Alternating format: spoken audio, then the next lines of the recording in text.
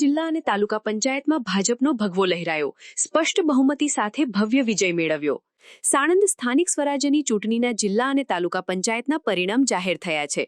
Sanand જેડીજી high school ખાતે વહેલી સવારથી જ પોતાના ઉમેદવારોને વિજયી બનાવવા માટે આવેલા લોકોનો મતગણતરી કેન્દ્ર પર ભારે ઉત્સાહ જોવા મળ્યો હતો।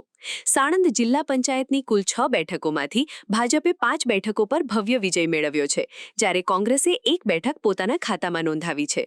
સાણંદ તાલુકા પંચાયતની કુલ 24 બેઠકોમાંથી ભાજપે 16 બેઠકો જીતીને સ્પષ્ટ બહુમતી મેળવી છે। કોંગ્રેસે 7 બેઠકો પર વિજય મેળવ્યો છે। આમ આદમી પાર્ટીએ 1 બેઠક જીતીને પોતાનું ખાતું ખોલ્યું હતું। સાણંદમાં સ્થાનિક સ્વરાજ્યની ચૂંટણીમાં ભાજપનું પ્રભુત્વ યથાવત રહ્યું છે, જ્યારે સાણંદ તાલુકાની વિરોચનનગર જિલ્લા પંચાયતની સીટ કોંગ્રેસે કબજે કરી હતી। જિલ્લા પંચાયતના ભાજપના ઉમેદવાર હંસાબેન હસમુખભાઈ જાદવને 9773 વોટ મળ્યા હતા। કોંગ્રેસના ઉમેદવાર નંદુબેન જયદેવસિંહ ગકવાણાને 10775 વોટ મળ્યા હતા, જેથી કોંગ્રેસના ઉમેદવાર નંદુબેન જયદેવસિંહ મકવાણાએ 1002 મતની લીડથી વિજય મેળવ્યો હતો।